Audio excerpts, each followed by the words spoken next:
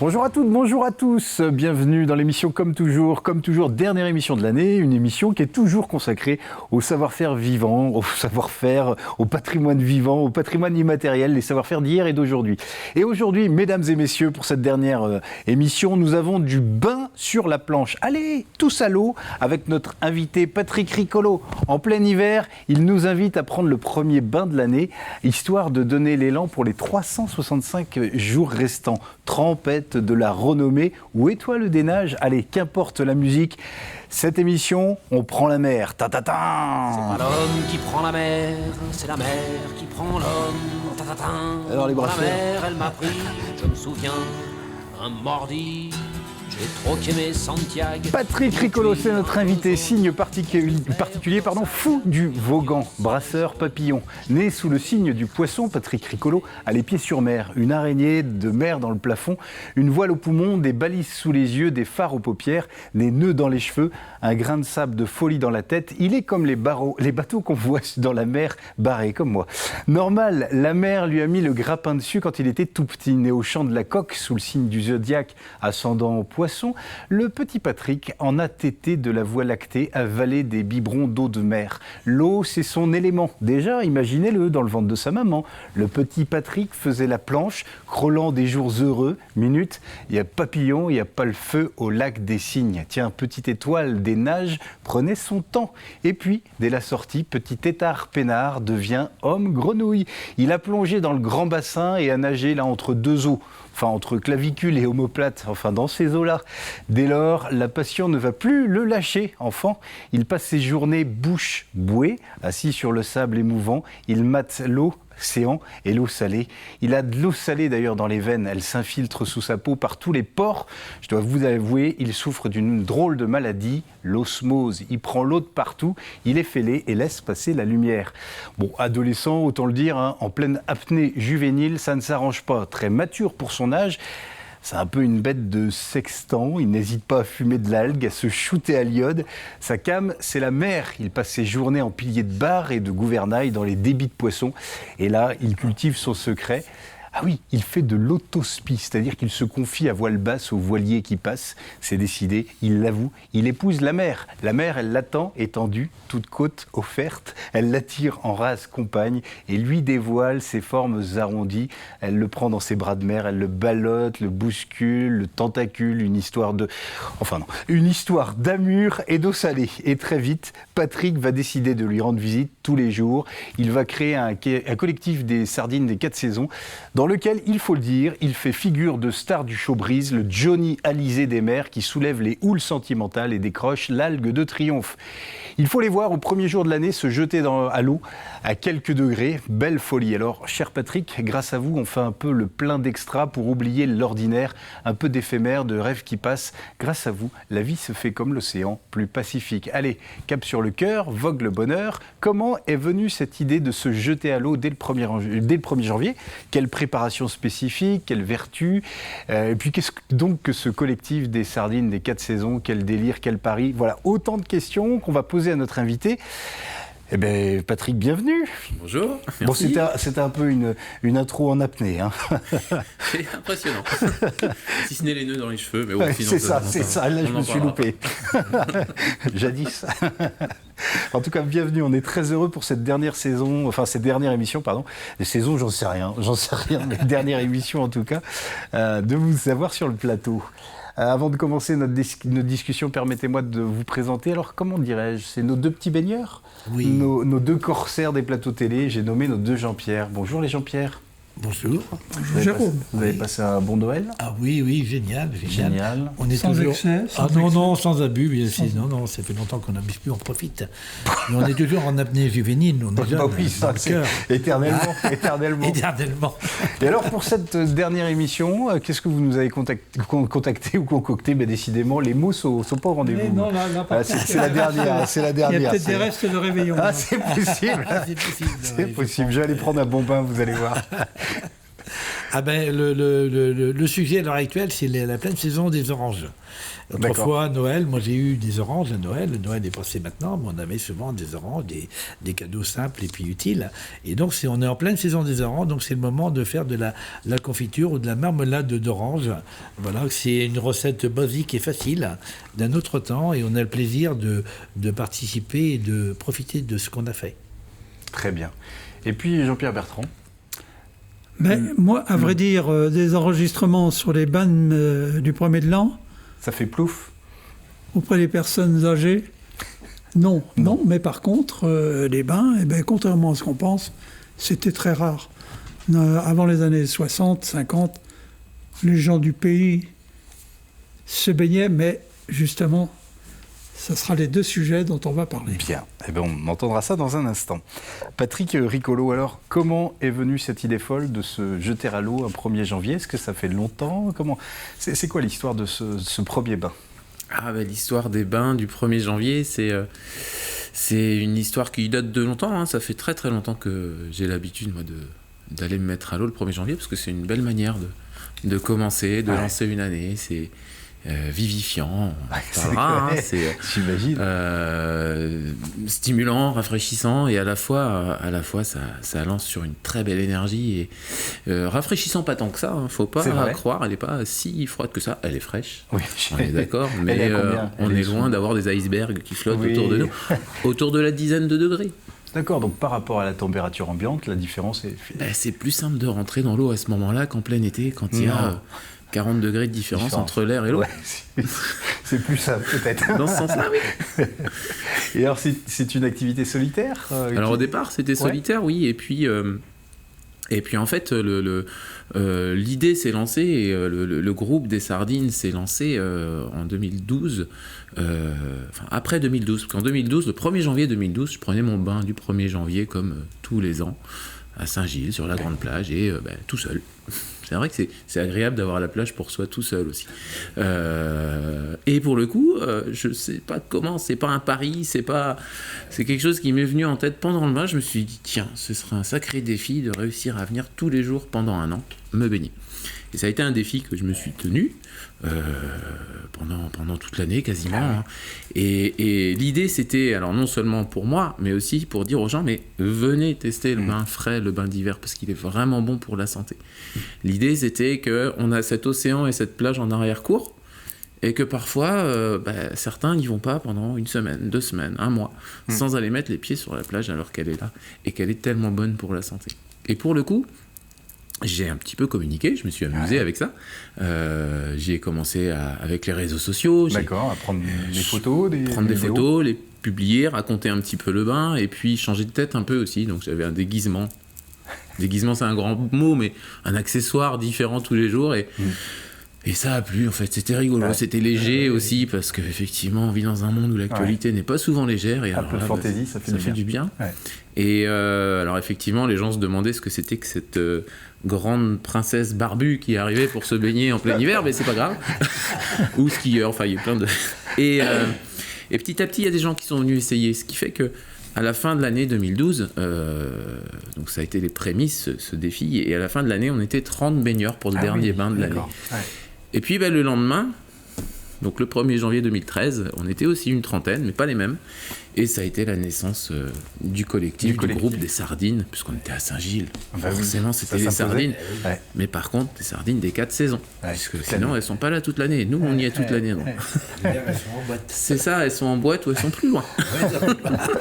Et du coup, c'est un collectif qui a pris un statut associatif ou pas du tout? Alors, l'idée non. Ça reste un collectif. Du fait que la grande majorité des participants n'ont jamais voulu rentrer dans cette notion d'administratif, d'obligation d'assemblée générale. Alors on fait des AG, mais c'est des assemblages généreux, c'est pas des assemblées générales. Et il n'y a pas de président. Il n'y a pas de président, c'est un collectif. Ouais. Alors après, il faut savoir qu'une association existe même si elle n'est pas déclarée en préfecture. La déclaration en préfecture officialise la personne morale et puis permet d'avoir une assurance, un compte en banque. Nous, on est juste un collectif, et puis on s'amuse, vient qui veut, quand il peut, quand il en a envie, et puis ça ça a grossi petit à petit et de plus en plus. Ouais. Et du coup, aujourd'hui, vous êtes combien? Alors, on est parti au début, on était 5 ou 6, premier dimanche de chaque mois. Puis après, l'année d'après, on est passé à une douzaine, le premier et le troisième dimanche de chaque mois, puis une vingtaine tous les dimanches. Et puis voilà, ça a grossi, ça a été de plus en plus souvent, de plus en plus nombreux. Aujourd'hui, il y a à peu près entre 40 et 60 baigneurs tous les dimanches, mais il y a des baigneurs tous les jours en fait. D'accord. Les sardines vont se baigner, alors c'est sur la grande plage de Saint-Gilles, au niveau du Remblai. Tous les jours, vous avez au moins une dizaine de personnes. Et alors, on les identifie, il y a un petit costume Alors, il n'y a pas toujours des costumes maintenant, c'est vraiment ce qui est libre choix. C'est libre choix, voilà, certains viennent costumés parfois pour le fun, pour les anniversaires, pour les occasions. Et sinon, le plaisir, c'est surtout de se retrouver, en fait, puis de passer un moment ensemble. Ça a été, c'est ça que certains ont trouvé dans les sardines aussi, le côté convivial, le fait que en maillot de bain on est tous pareils du coup il n'y a plus de classe sociale, l'origine sociale, etc. On échange tous et puis on rigole bien, on s'amuse comme des gamins dans les vagues et puis 20 minutes sont passées dans une eau à 12 degrés, on va peut-être sortir mais ça, voilà, c'est joyeux, simple et on les identifie parce que tout le monde est groupé en fait, tout simplement, on voit bien qu'il y a un petit groupe. Et vous dites on s'amuse comme des enfants, alors il y a des enfants aussi dans le collectif? Oui, il y a un peu toute tranche d'âge. Alors, c'est représentatif de la population locale. Donc oui, il y a des personnes retraitées, effectivement. D'ailleurs, c'est pour ça qu'ils viennent tous les jours. Et parce qu'ils ont aussi compris combien ça leur faisait du bien à la santé. On connaît tous, on a tous entendu parler des bienfaits de la cryothérapie, pour les sportifs de haut niveau. On n'est pas tous des sportifs de haut niveau, mais on a l'océan qui est juste à côté, puis qui offre une thalasso gratuite. Et tout ce qu'on respire, tout ce qu'on... Enfin voilà, on nous vend des sprays d'eau salée, d'eau de mer dans les pharmacies. On a la source directe. Alors, et donc, voilà, ça fait du bien au corps, ça fait du bien... on avait notre plus ancien qui était Roger pendant un moment, il est parti, 86 ans, il nous disait les rhumatismes, les douleurs, tout part après le bain, après le bain d'hiver. Et pour le coup, il y a toute classe d'âge, il y a toute tranche d'âge, avec les jeunes sont un peu moins nombreux, ils doivent se dire mais ils s'en foutent, mais c'est parce qu'une fois qu'ils ont essayé, ils reviennent. C'est ça. Une fois qu'ils ont essayé, ils reviennent. Et c'est assez fou. En général, les plus âgés ont tendance à venir facilement parce qu'ils savent que ça va être bon pour leur corps, pour leur santé. Les plus jeunes, les premières réponses que j'ai quand je leur en parle, souvent c'est ah bah non, je suis frileux. Ou alors, même l'été, j'arrive pas à me baigner. Or, on devient moins frileux en pratiquant les bains de mer frais. Et puis l'été, c'est plus difficile de rentrer dans l'eau.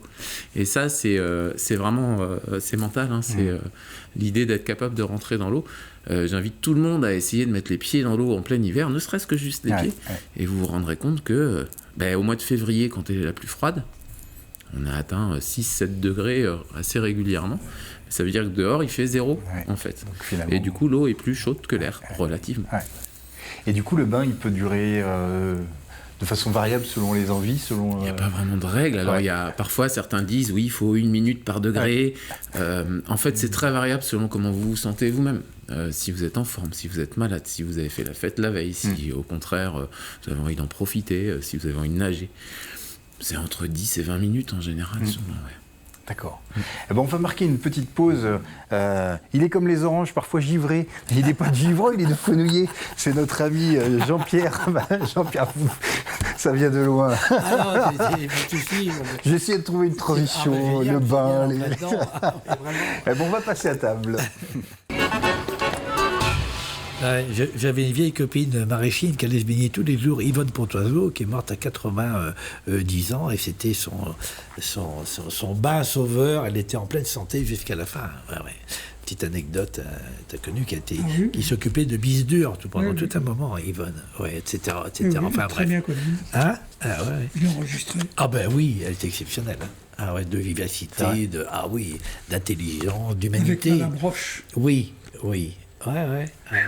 C'est que ça pousse. On est au niveau de siècle. Et vous, Jean-Pierre, vous pratiquez le bain quotidien? Moi, je fais le bain-marie. Le bain-marie en cuisine. On aime bien les bains-maries. Ça permet de rester à température en permanence. Dans la bonne température. Vous êtes en pleine forme. Bon, alors, je vous amuse là, mais bon, la marmelade d'orange, il y a plein de recettes, bien sûr, de confiture d'orange, de marmelade. Moi, c'est une recette qui est très simple, qui vient de Marguerite, qui était une copine à ma mère, qui travaillait dans des maisons bourgeoises à Nantes. Voilà, et donc elle ramenait des recettes comme ça, qui ramenait de Nantes. Et donc là, pour cette recette de marmelade d'orange, il faut des oranges bio. Bon, là, j'ai mis 2,5 kg d'orange, il y a 1,4 kg de sucre, et alors 4 ou 5 grammes d'agar-agar, où on remplace l'agar-agar par 3 ou 4 feuilles de gélatine. Voilà, parce qu'il faut savoir par rapport à la recette, tout d'abord on ébouillante les oranges pendant 10 minutes. Une fois qu'elles sont ébouillantées pendant 10 minutes, ça mijote un peu 10 minutes, après on les perce avec une fourchette ou une grande aiguille, voilà, on la perce à travers et on les remet à cuire une fois percées encore 10 minutes dans l'eau bouillante. Et une fois qu'elles ont été recuites, donc ça fait 2 fois 10, on les retire, on les égoutte et là, on les coupe ou au couteau, ou à la main, ou au mixeur, enfin ce qu'on a, c'est assez libre. Il faut qu'on conserve un petit peu les bouts d'orange quand même. Et c'est après seulement qu'on rajoute donc le sucre qu'on a mélangé avec l'agar-agar, si on met de l'agar-agar. Et donc on surveille la cuisson, il faut que ça cuise une demi-heure, ça dépend des oranges, ça dépend s'il reste beaucoup d'eau à l'intérieur. Très aléatoire, il faut surveiller quand même. Voilà, et quand ça commence à perler, on met la confiture dans un verre, vous connaissez le truc, hein. Et puis quand la perle se forme dans le verre, dans l'eau, la confiture, elle est bonne. Alors moi, j'en mets un petit peu au frigo pour goûter, voilà. Voilà, alors donc l'orange, c'est un fruit. C'est un fruit, d'ailleurs, les fruits sont considérés, du moment qu'ils ont des organes végétaux, ils sont considérés comme des fleurs. Et donc tout ce qui contient des graines, c'est considéré comme des fleurs, comme les olives, les petits pois, les haricots, les tomates, les courgettes, les aubergines, les cornichons, les courges, les poivrons et les concombres. Voilà, tout ça pour dire que ça, normalement, c'est censé être des fruits. Ah oui. Voilà, pour établir un certain équilibre de ce qu'on suppute, mais on n'en est pas sûr. Mais c'est réellement des fruits, comme les oranges, qu'on utilise différemment. Voilà, j'ai fini. Eh ben c'est bien. Elles sont même pas givrées, donc. Ah elles sont pas cette fois-ci. Ça viendra. Prochaine fois. Ouais. Ça marche. Merci Jean-Pierre. Patrick, je reviens vers vous. Est-ce que ça demande une préparation spécifique ? En vrai, non. Non. Il n'y a pas besoin de. Certains le font par précaution peut-être, ou pour mieux ressentir, ou pour préparer le corps, soit des exercices de respiration un petit peu, soit simplement se préparer mentalement. Il y a des techniques qui existent, hein,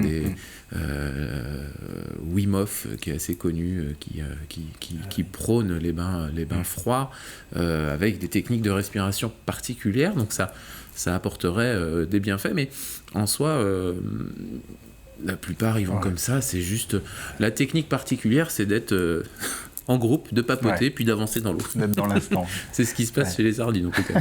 Il y a plus de femmes que d'hommes ou l'inverse? C'est une question, il y a les deux. Donc c'est ça. Non, il y a on est, je sais pas si on est dans la parité exacte, mais il y a des femmes et des hommes. Ah, d'accord. Est-ce qu'il y a une dimension méditative aussi? Ah oui, on est dans l'instant présent en fait. Quand en fait les sens sont notre porte vers le moment présent. Et je sais que quand je me baignais tous les jours en 2012, après le boulot par exemple, j'avais beau avoir eu une journée fatigante, difficile, mettre les pieds dans l'eau fraîche, ça ramène au présent, maintenant. Rester 5-10 minutes, et après, tout est parti en fait. L'océan a tout pris, ça s'en va avec la marée, et puis on se sent bien. C'est ça, mais tout travail qui concerne l'essence, et là l'essence, ça va être la fraîcheur de l'océan, ça va être l'odeur, ça va être le goût salé, ça va être tout ça, ça ramène au présent. Dans le billet d'ouverture légèrement un peu beaucoup fantaisiste, je disais que l'eau c'était dans votre nature. Alors j'ai cru comprendre que votre métier n'avait rien à voir avec la mer. J'en sais rien, je dis ça. Mais pas loin, oui. C'est vrai que je suis guide, du coup. D'accord. Guide, un métier que je me suis construit après 20 ans de travail dans le social. Et l'idée et l'envie, et ce que j'aime, c'est partager notre patrimoine, en fait. Alors, je pense que ça vous parle à vous.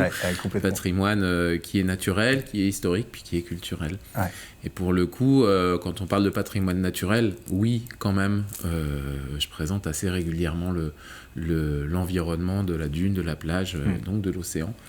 Et quand on présente ça ramène à des personnes il y a plein de choses à rappeler, il y a plein d'éléments que les gens oublient et qui sont contents de réapprendre, hein, ne serait-ce que différencier une mouette et un goéland, ne serait-ce que recomprendre les marées. Quand j'ai un groupe, je demande toujours, est-ce que vous voulez que je vous fasse un rappel sur les marées, comment ça fonctionne, pourquoi ? En fait, au début, personne n'ose répondre, puis finalement, il y en a toujours un ou deux qui disent ouais, on veut bien. Et puis à la fin, tout le monde est content parce que voilà. Donc oui, ça fait partie, quoi. J'imagine. Vous parliez de costumes aussi. Alors, quels ont été les costumes les plus farfelus qu'on ait pu trouver parmi cette joyeuse équipe ? Alors, dans les sardines, il y a de tout. En fait, ça dépend des moments. Il y a eu des costumes pour la Saint-Valentin, il y a eu des costumes... Et un costume de sardine, évidemment. Ça, c'était un costume du 1er janvier. Parce que là, on parle des sardines, mais après, il y a les bains du 1er janvier. C'est vrai que c'est encore un peu plus fou. Mais les sardines, ça a toujours été très varié. Il y a pu y avoir des costumes d'Halloween, il y a pu y avoir des costumes soit de circonstances par rapport à certaines fêtes, certaines dates, Saint-Valentin, Noël, le bain de Noël, là, tout le monde avait son bonnet, tout le monde était en père et mère Noël, évidemment. Et puis après, parfois, c'est des thèmes à des bains. Il y a eu un bain du 1er janvier, je ne sais plus quelle année c'était l'idée, les hippies. D'accord. Tout le monde était, ça peut être thématique. Tout le monde ça peut être thématique aussi parfois, juste comme ça. D'accord. Et on peut se baigner même si on est propre. Ah ouais, c'est possible. Et le lendemain de réveillon, c'est pas mal. Ça ramène. Et qu'est-ce qui est le plus difficile ? Est-ce que c'est de rentrer dans l'eau ou de se lever tous les jours quand on a un bain quotidien comme ça ? Alors, pour ce côté du bain quotidien, c'est vrai que c'était aussi ce défi de s'y tenir et de ne pas trouver de fausses excuses pour ne pas y aller. Donc c'est aussi un côté astreignant, entre guillemets, mais qui fait tellement de bien que on comprend que ça s'astreint parfois à certains rituels, avec des grosses guillemets. C'est pas mauvais, en fait, effectivement. Et pour le coup, non, rentrer dans l'eau quand on est habitué... quand j'y allais plus rarement, il y a toujours cette respiration le souffle un peu coupé. Mais ça, c'était le premier, puis je suis revenu le 2, c'était un peu mieux, puis le 3, ça allait, et puis le 4. Après, au bout d'un moment, on a tellement l'habitude qu'on rentre tranquillement dans l'eau, en fait. Il y a plus de... On n'est plus saisi. C'est l'au-delà. C'est l'au-delà. Et c'est aussi c'est ça, l'au-delà, Et c'est le mental, enfin, c'est très psychologique. J'imagine. Je vous propose à présent de plonger dans le temps, avec des témoignages, des archives sonores et visuelles. C'est la rubrique de Jean-Pierre Bertrand de Bouche à Oreille. Oui, alors j'aurais pu apporter des témoignages sur les bains de mer, des estivants et tout. Mais bon, les gens du pays n'allaient pas se baigner comme vous faites. Non, voilà. C'est vrai. Par contre, pour la jeunesse, dans les années 30, on commence à se baigner. On va entendre Aristide Forge, qui est de Talmont-Saint-Hilaire, qui est né en 1922, donc dans les années 30, eh bien, il décrit les activités d'un jeune. Et on ressent dans son témoignage que le bain n'est pas une priorité. Voilà. Aristide Forge. Les loisirs, parce que ça fait partie de l'ancien temps aussi, les loisirs de mon temps, c'était pas... les loisirs, il n'y avait pas de... moi-même ici, il n'y avait pas de football, par exemple. Il fallait déjà aller à Talmont. Ils avaient une équipe de football quand j'étais gamin. Mais ici, non, dans les campagnes, il n'y en avait pas. Hein. Les loisirs, moi quand j'étais jeune, on allait se baigner quand même. Oui, on avait la mer, mais là, oui, c'était une partie... Enfin, on allait se baigner. Hein. Autrement, on ne pratiquait pas de sport. On avait une bicyclette. Les parents, quand ils avaient un petit peu de sous, ils achetaient un vélo aux gamins. Ouais. Moi, le mien, j'avais un vélo, mon père me l'avait acheté en 37. 37, oui. Donc, j'avais 13 ans. 13 ans, oui. Puis on faisait attention. Ouais. Merci. Puis le deuxième sujet ? Alors, le deuxième sujet, c'est Madame Maria Seguin, qui est de l'Aiguillon-sur-Mer, qui est née, elle, en 1907. Et j'avais l'information à Saint-Jean-de-Mont que 2 fois par an, les gens du pays allaient à la mer. On ne disait pas aller se baigner, on allait à la mer. Et on pénétrait dans l'eau en remontant sa queue de chemise ou son cotillon, et on allait jusqu'à, en gros, à la hauteur, allez, on va le dire, du sexe. Ouais. Et c'était dans une notion de purification, puisqu'on sait qu'à cette époque-là, les gens ne se lavaient pas, ces parties-là. Et donc, au mois de juin... Je comprends votre question. Au mois de juin, quand on avait fini les fenaisons, et au mois de septembre, quand on avait fini les moissons et les gros travaux, les vendanges, eh bien, la société paysanne allait à la mer. On va entendre cette femme qui nous parle de ça, donc à l'Aiguillon-sur-Mer, dans les années 20. On écoute. Il y a quelqu'un qui m'a dit qu'autrefois, il se souvenait que quand il y avait des grandes marées, la mer montait sur les relais, il y avait tout le monde allait se tremper dans l'eau, tout habillé. Oui, il y en a qui ont profité que la mer était haute pour aller se laver les pieds dans l'eau. Voilà. Mais elle venait jusqu'au ras de la route, là. Oui. Donc vous l'avez vu, ça aussi? Oh! Gens qui allaient se Même baigner. les petits-enfants, parce qu'il y a Serge, là, le dernier des gars, qui avait un bateau, puis il allait faire balader son bateau, mais était lui qui l'avait fait, était une planche, et puis avec un bois, puis un bout de tissu pour faire la voile, était rien du tout. Donc, puis il y avait des gens qui étaient tout à fait sur le bord de la mer, là-bas, au bout, puis qui travaillaient les huîtres, et puis qui attendaient la mer à descendre pour pouvoir revenir, en voyant mon gars qui était à faire balayer sur le bateau. Puis deux fois, elle tombait dans le ruisseau. Vous savez qu'il y a on n'était pas à plonge, il y avait des ruisseaux. Puis là, le tombait de temps en temps, puis elle deux fois, et elle ne voyait plus. Puis un jour, la dame avait eu peur, puis elle va me dire... C'est drôle, il va se faire neur, qu'elle dit, parce que le temps dans les ruisseaux, et puis on ne le voit plus. Et oui, d'autres fois, on n'était pas protégés comme on est aujourd'hui. Et oui, on a vu les articles de bain. Merci beaucoup. Merci beaucoup, Jean-Pierre. Merci beaucoup, Patrick Ricolo. C'est déjà la fin de l'émission. On donne rendez-vous, c'est ça? Ah ben oui, l'association des bains de SGXV, qui est Saint-Gilles Croix de Vie, et puis la marque de vêtements qui co-organise également. On vous invite tous au bain du 1er janvier. Ce sera dans l'après-midi, 15h30, le bain sur le Remblai de Saint-Gilles. Ça va être une grande fête. Venez vous purifier tous. Oui. Eh ben, l'adresse est prise, le rendez-vous est noté. Jean-Pierre, on Alors, essaye. on va se dire à Béthou alors. À Béthou. À Béthou, puis bon réveillon, et puis bon bain.